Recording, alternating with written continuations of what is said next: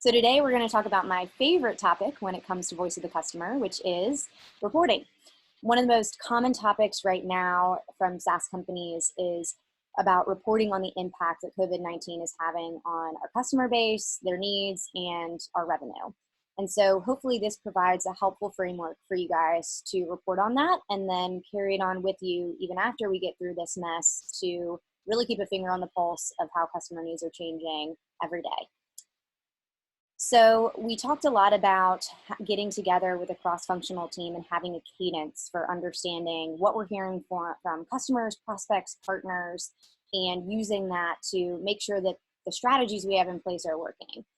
I would recommend the first thing you do if you're doing this for the first time is really taking a stake of the right people to be involved, who to represent from each function. Sometimes that can be multiple people, and deciding on the cadence. Some teams right now are doing that daily. Our team is. Most companies are doing it at least weekly. I think even bigger companies having leadership meeting from all of those functions at least weekly to talk about this, whether it's a separate meeting or having time set aside in an existing meeting, is important. And the things that you're really going to want to cover when you're talking about voice of the customer is one, kind of the executive summary, which is really your revenue and how specific customer needs or issues have a big potential to hurt your revenue or help your revenue.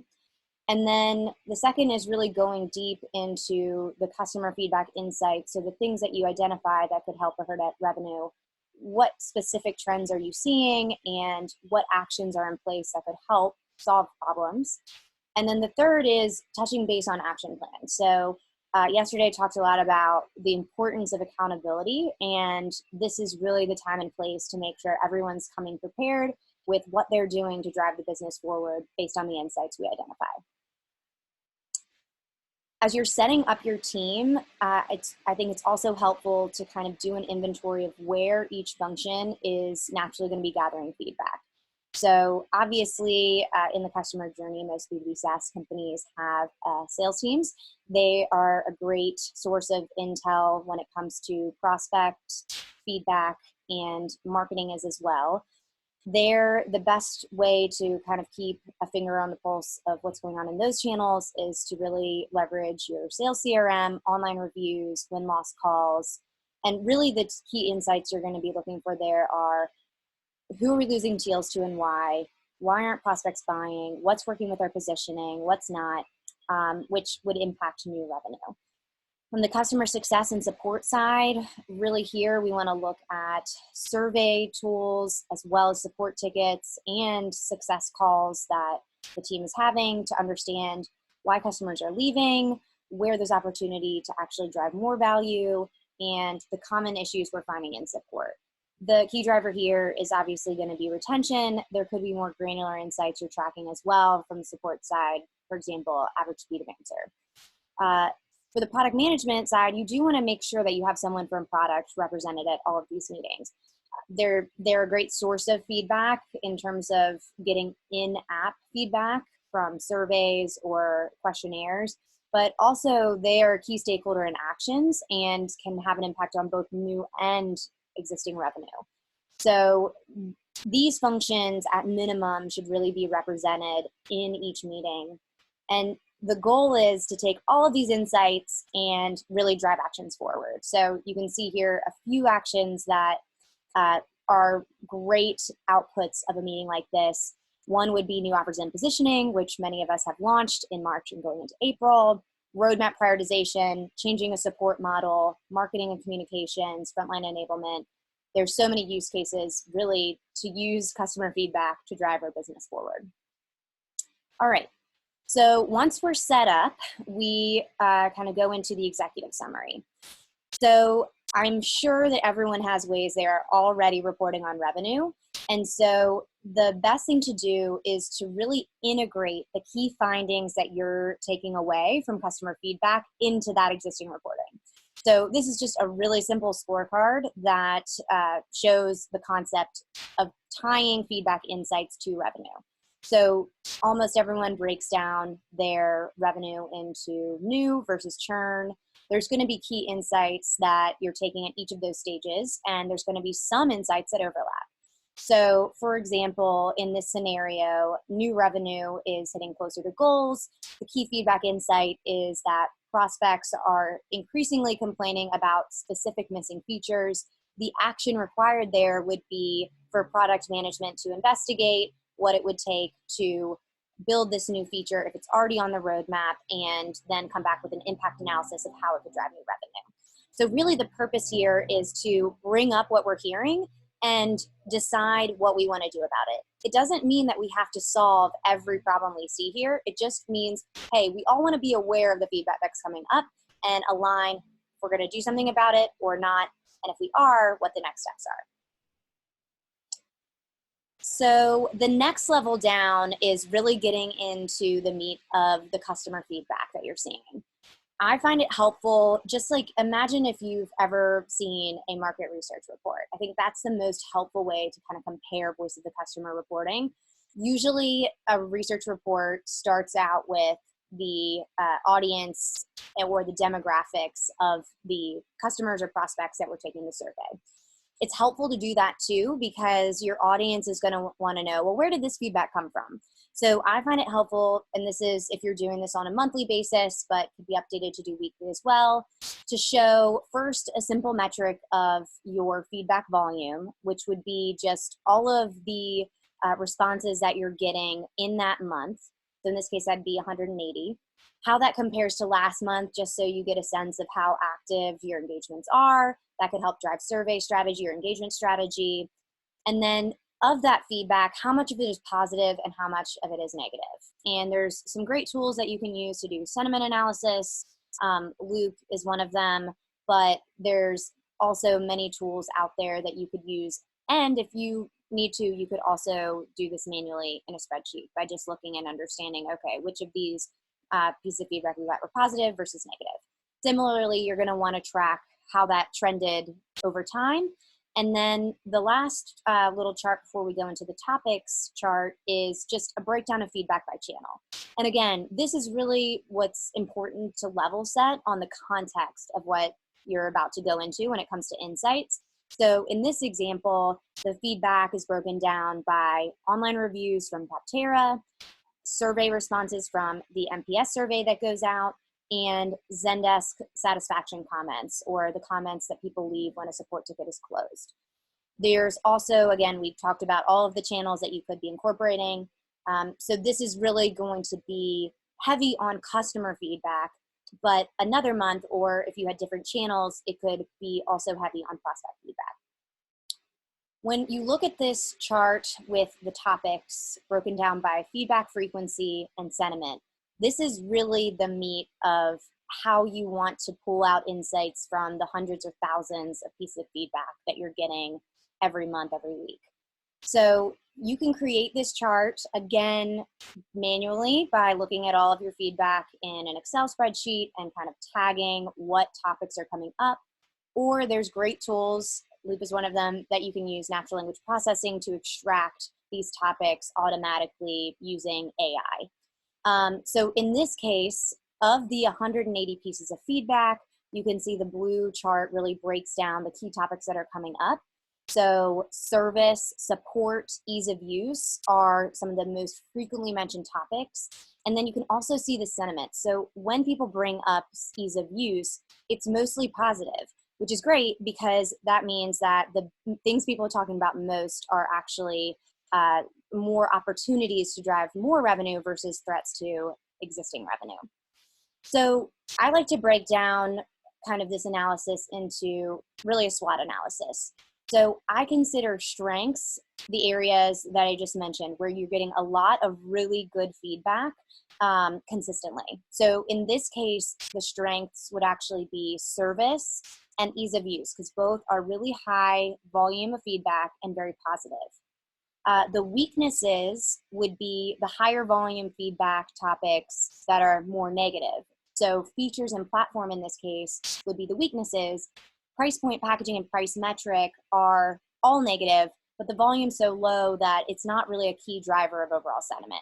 You want to keep an eye on it if it becomes more frequent, and has a higher volume. But right now, you really want to focus, and I would recommend using volume to indicate where you should spend your time.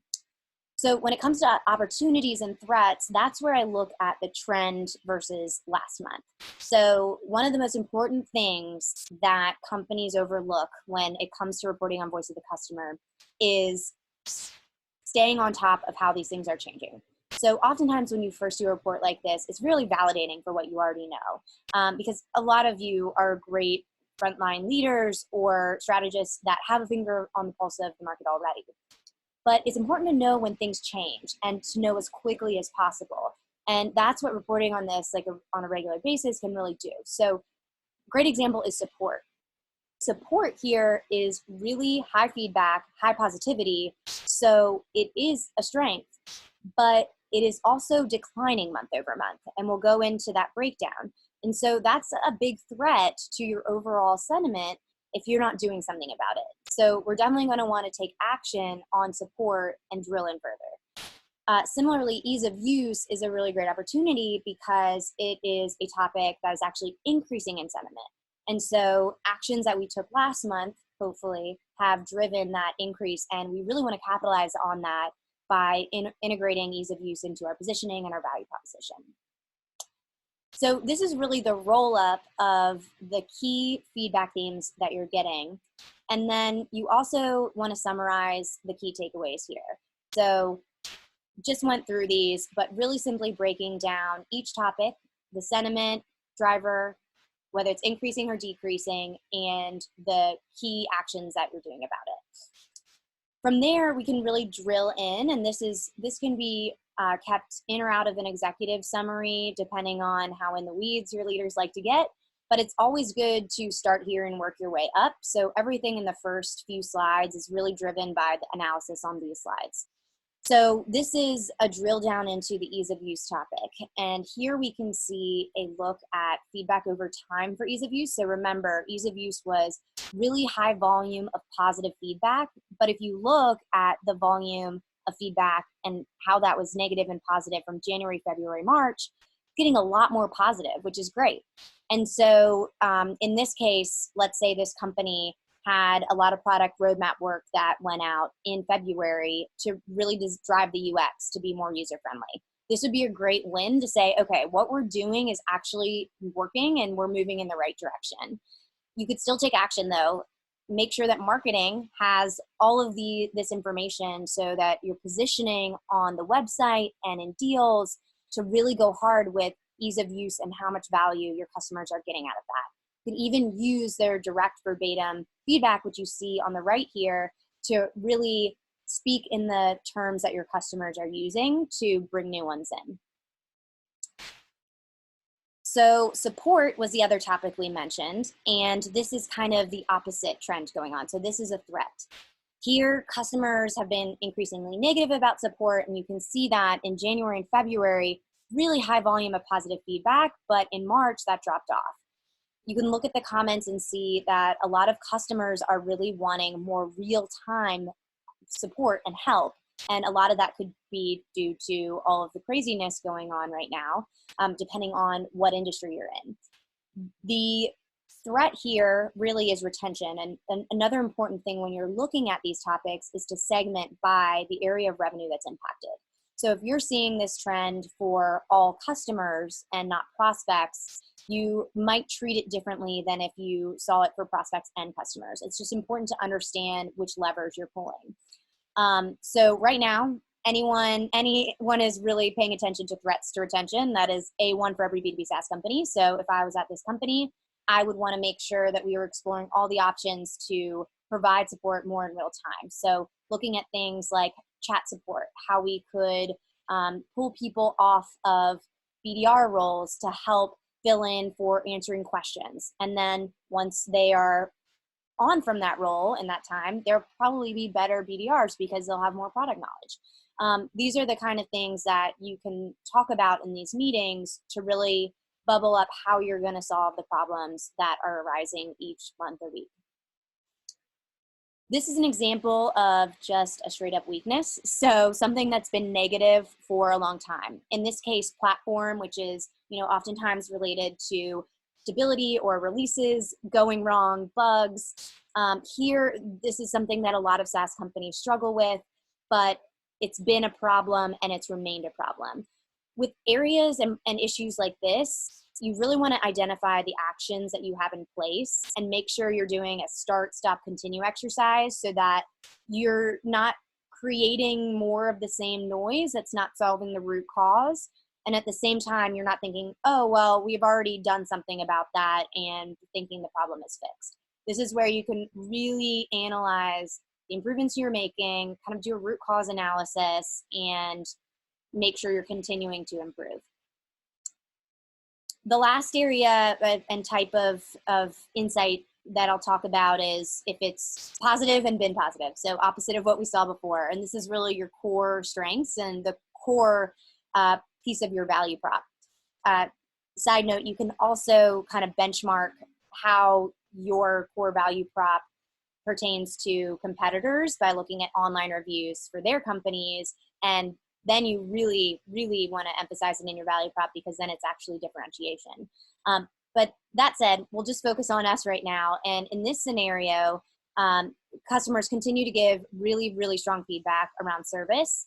And specifically, if we dig into the feedback around responsiveness and just how once people do get someone on the phone, they are really, really responsive. And so what you're going to want to do here is, again, this is a great opportunity for marketing. Let's make sure that we are just really, really, really capitalizing on the opportunity to show that in these crazy times, we are seen as the most responsive provider there for our customers, putting our customers first. So once you kind of go through all the insights, and again, all of those deep dives would really bubble up to the key executive summary. I recommend spending the last 10 minutes of the meeting kind of doing a status check on existing actions that are in place and new actions that you just created. So for example, this summary kind of bubbles up all of the actions that we talked about for new insights. And you can also see for existing insights, kind of each owner really could report on how their action is progressing forward and whether they need to tweak it, stop it, or just start something new.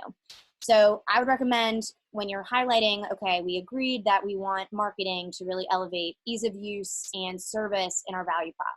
Assign an owner, assign a start date, and agree on the metric that you want it to drive.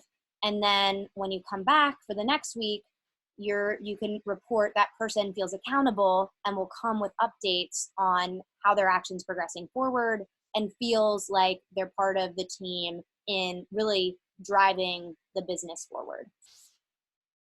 So hopefully that is helpful for you guys. Again, this is a free template we're providing. There's a lot of instructions in the comments that you can use to create these charts with or without using Loop. But if you have any questions or comments, I'd love your feedback. I'd love to talk through any of this with you. And I hope this can help you.